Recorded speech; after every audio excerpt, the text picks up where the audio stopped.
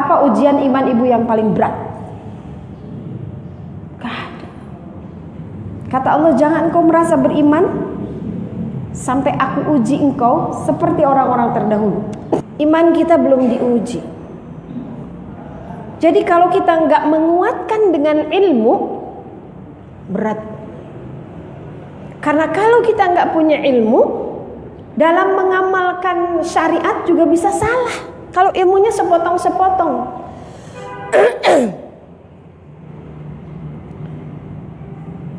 Apa contohnya ya?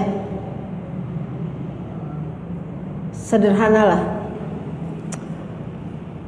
Ada orang tua misalnya mukul anaknya, tiba-tiba mukul anaknya jebret. Kenapa pak? Anaknya dipukul. Gak sholat Bu Sufi, umurnya udah 9 tahun. Benar kan ada hadisnya? Kalau anakmu 9 tahun gak mau sholat, boleh dipukul. Orang taunya pokoknya kakinya aja dipukul kan, jebret aja dipukul. Apa yang dipukul? Betisnya, pahanya. Itu kan kaki. Salah. Ilmunya nanggung. Pertama, di hadis itu bukan kaki, tapi akdam. Akdam itu apa? Alas telapak kaki. Kedua, orang tua baru boleh mukul kalau sebelum anak itu usia 9 tahun dia sudah ikuti perintah Allah dan Rasulnya ngajarin sholat. Dari kapan? Dari dalam perut. Gimana caranya Bu Sufi? Ada di video YouTube Bu Sufi. Ketik pendidikan janin Sufi Jatiningsih, keluar video saya pertama insya Allah. Diajarin sholat dari dalam perut. Kalau nggak pernah diajarin sama bapaknya, nggak pernah diajarin, nggak pernah disuruh sholat sampai 9 tahun, tiba-tiba pas anaknya 9 tahun bapaknya dapat hidayah, masuklah ke masjid ikut taklim, anaknya yang udah 9 tahun nggak sholat boleh dipukul, balik-balik jebret boleh dipukul. Salah. Ngamalinnya jadi salah karena ilmunya nggak paripurna, nggak sempurna. Harus udah diajarin dulu, dan yang dipukulnya bukan kaki. Dipukulnya nggak boleh pakai alat, dipukulnya harus pakai tangan orang tuanya ke telapak kaki anaknya. Ibu boleh praktekkan sekarang, pukul telapak kaki ibu. Swear, sok praktekkan, buktikan yang sakit apa. Sing kenceng atuh menilalahunan, wah karasa. Yang sakit tangan kita atau telapak kita? Jadi memukul anak yang belum sholat itu tidak menimbulkan rasa sakit pada fisiknya. Itu just a punishment aja gitu. Itu hanya sebagai sebuah sanksi aja, bukan sebuah hukuman. Beda Bu ya. Itu sebuah sanksi aja. Nah itulah contoh kalau kita punya ilmu, punya iman setengah-setengah. Ada orang laki-laki, Bu Sufi boleh nggak saya nikah lagi tanpa izin istri pertama? Boleh, saya bilang. Halal nggak? Halal. Sah nggak nikahnya? Sah, saya bilang gitu. Udah nggak ada syarat atuh.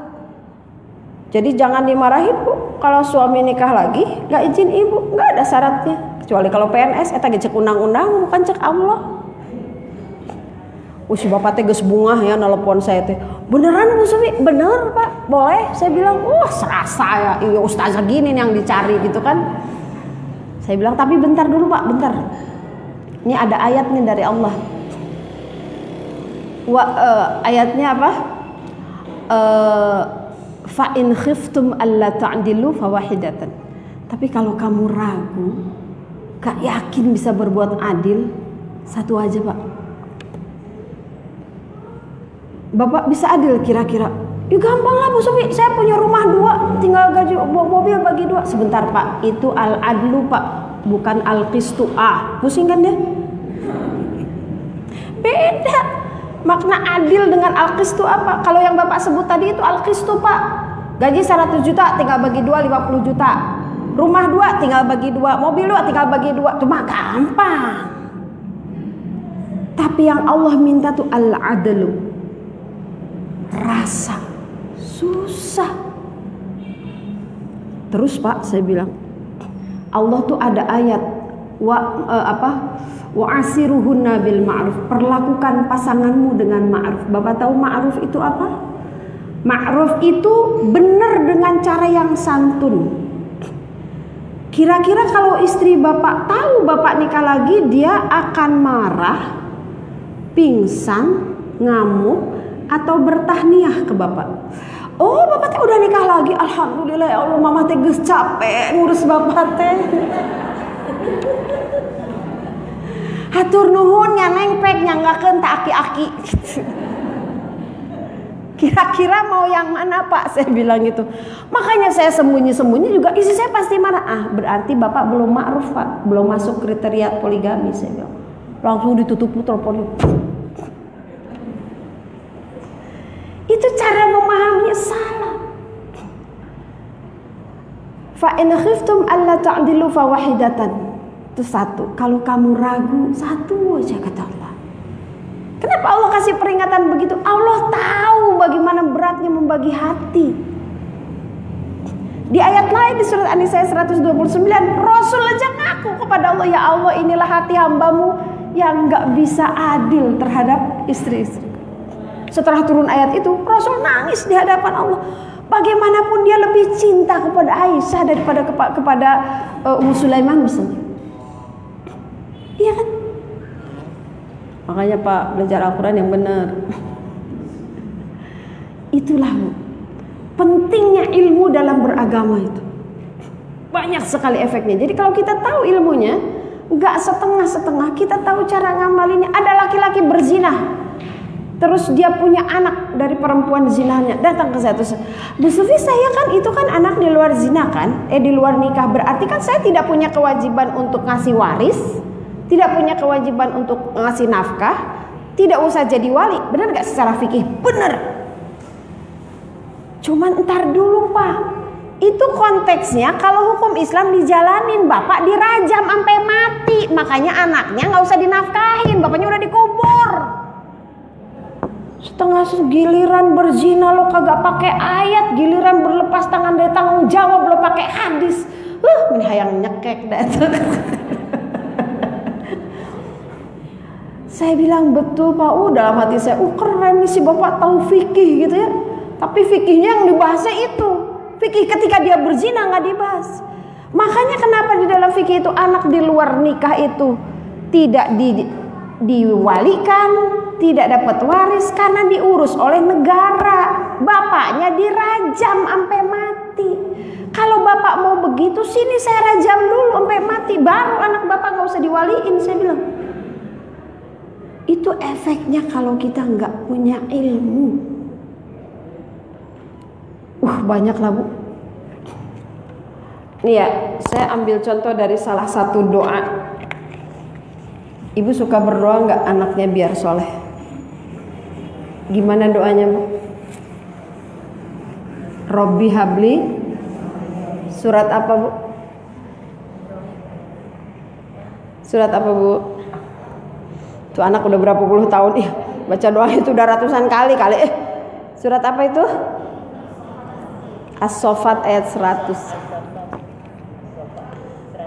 As-Saffat ayat 100.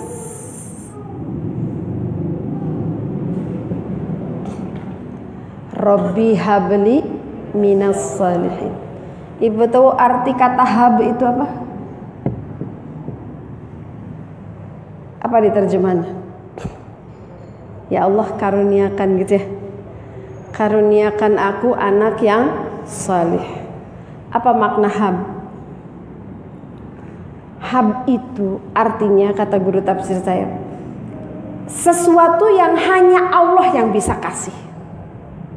Robbana hablana min azwajina, Robbi habli minas solihin, Robbi habli miladun kaduriyatan thayyibatan innaka sami'ud du'a, dan seterusnya. Itu semua pakai kata hab. Gak ada yang bisa ngasih. Jadi kalau anak kita salih, itu Allah yang kasih, bukan karena sekolahnya SIT, bukan karena guru privatnya mahal, bukan karena bimbelnya banyak, enggak. Allah yang kasih. Tapi pemberian Allah ini bersyarat. Bersyarat apa? Bersyarat ikhtiar kita sebagai orang tua. Jadi Allah nggak akan kasih kalau kita nggak melakukannya. Makanya ketika kita diberi anak yang solih, kalau ternyata anak itu solih, nggak usah gede kepala, nggak usah sombong, nggak usah GR, karena itu Allah yang kasih. Tapi kalau kita udah berusaha semaksimal mungkin seperti Nabi Nuh misalnya, kemudian anaknya itu nggak solih, nggak usah putus asa. Yang penting kita udah usaha, karena itu cuman Allah yang kasih gitu. Nah, ini doa untuk anak yang solih.